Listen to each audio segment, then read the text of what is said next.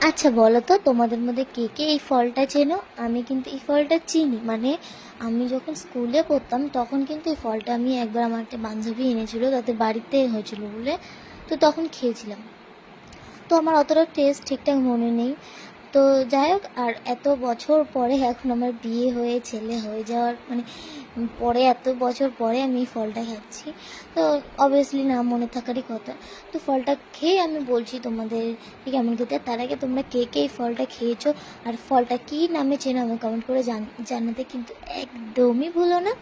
তো ফলটা খেয়ে আমার অনেকটা সেই লিচুর মতন মনে হলো। আর লিচু যেহেতু আমি অতটাও পছন্দ করি না, সেহেতু আমার ততটা ভালো লাগলো না। যাই হোক, তো এই ফলটা কার কার ভালো লাগে আমার কমেন্ট করে জানাতে বলো না। যারা লিচু খুবই পছন্দ করো তো তারা এই ফলটা অবভিয়াসলি কিনে খেতে পারো।